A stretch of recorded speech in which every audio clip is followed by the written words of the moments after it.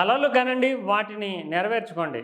Dream big అనేది గతంలో భారతరత్న అబ్దుల్ కలాం ఇచ్చినటువంటి పిలుపు.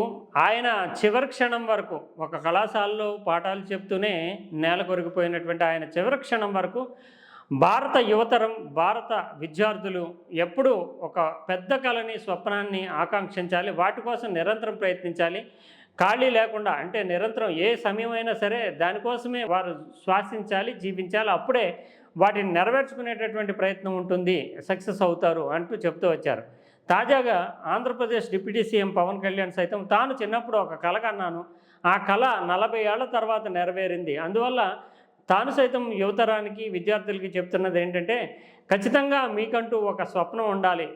అది ఏదో రూపంలో మన కాస్మిక్ ఎనర్జీ కావచ్చు, ఇతరత్ర మన స్వప్నాన్ని, మనకున్నటువంటి బలమైనటువంటి కోరికని నెరవేర్చేటటువంటి శక్తులు మనకి కలిసి వస్తాయి. అందుకే తాను చిన్నప్పుడు నెల్లూరులో చదువుకుంటున్నప్పుడు 7, 8 తరగతుల్లో ఉన్నప్పుడు శ్రీహరికోటని చూడడము, అక్కడ జరిగేటటువంటి ప్రయోగాలు, లేదంటే రాకెట్ల ప్రయోగం చూడాలి, అక్కడ ఎలా ఉంటుంది, ఆ ప్రయోగాలు ఎలా చేస్తాయి అనేటటువంటిది తనకి ఒక స్వప్నంగా ఉండేదని, తను పొందుతున్నటువంటి తాను క్వశ్చన్స్ అంటే తన సైన్స్ టీచర్ని ఎప్పటికప్పుడు ఈ విషయంలో వేస్తున్నటువంటి ప్రశ్నలకి బదులుగా ఒక రాకెట్ సైన్స్ చిన్న గ్రూప్ కింద ఏర్పాటు చేసి ఆర్యభట్ట మోడల్ని తయారు చేయమని తనకి అప్పచెప్పారు.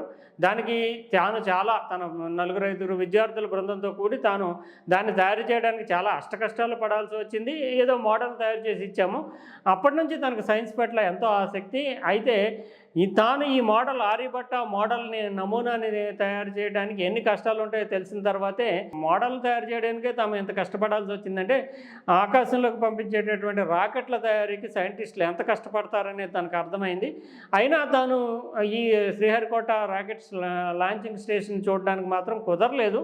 40 ఏళ్ల తర్వాత ఉప ముఖ్యమంత్రిగా, పర్యావరణ, శాస్త్ర సాంకేతిక శాఖల మంత్రిగా తాను ఈ రోజున ఒక ప్రత్యేక ఆహ్వానం మేరకు షార్ కేంద్రాన్ని, శ్రీహరికోట రాకెట్ లాంచింగ్ స్టేషన్ కేంద్రాన్ని చూడడం అనేది తటస్థించింది.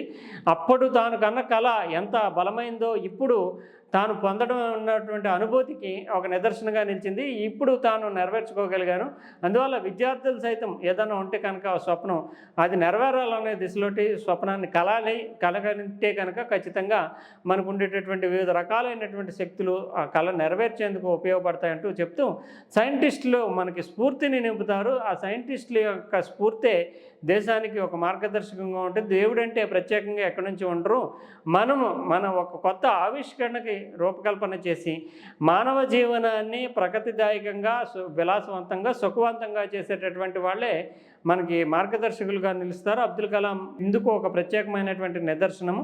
మన స్పేస్ సైన్సెస్కి ఒక కొత్త వెలుగునిస్తున్నటువంటి శ్రీహరికోట లాంచింగ్ స్టేషన్ లాంటివి మనకి భవిష్యత్తు భారతావనికి ఒక మార్గదర్శకంగా నిలిచేటటువంటి నవీనమైనటువంటి శాస్త్రవేత్తల ఆవిష్కరణకి దోహదం చేస్తున్నాయంటూ పవన్ కళ్యాణ్ పేర్కొన్నారు. ఖచ్చితంగా ఆయన చేసినటువంటి సూచన, పిల్లలు ఏదో ఒక స్వప్నాన్ని, ఏదో ఒక ఆశయాన్ని తాము జీవితంలో సాధించాలనుకున్నటువంటి ఒక ఫలితాన్ని దృష్టిలో పెట్టుకుంటూ ఒక నూతనమైనటువంటి ఆలోచనకి నాంది చేసుకుంటూ ఆ దిశలోనే కలలు కనాల్సినటువంటి అవసరం ఎంతైనా ఉంటుంది.